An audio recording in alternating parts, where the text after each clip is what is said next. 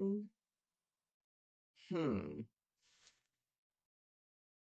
Which one should I use? Hey, KidVestors, Wally here. Let's settle a big money question I hear all the time. Debit card versus credit card. What's the difference? And which one is better? Let's start with debit cards. A debit card is connected directly to your bank account. When you swipe it, the money comes out right away. So if you've got $40 in your account and you buy a $40 hoodie, boom!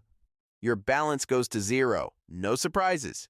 Pros of debit cards, you're spending your own money, which makes budgeting easier. You can't spend what you don't have, so it helps you build good money habits early. Cons, if the money's not there, the card won't work. Simple as that. Now let's talk about credit cards. A credit card means you're borrowing money from the bank and promising to pay it back later. Think of it like your friend spotting you lunch, but expecting you to pay them back next week.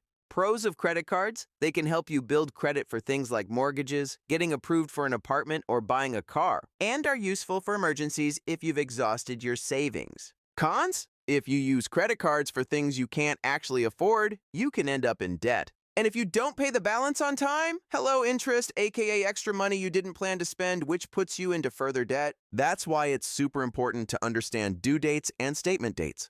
Your statement date is when the bank totals up what you spent that month. Your due date is the deadline to pay that balance. Miss it, and you may owe fees or interest. So, which is better? For kids, teens, or beginners learning money skills, debit cards are usually the better choice. They teach budgeting, awareness, and self-control. Credit cards can be powerful tools, but only when used responsibly and paid on time.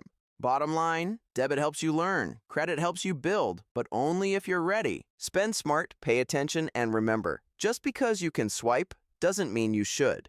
Catch you next time. Wally out.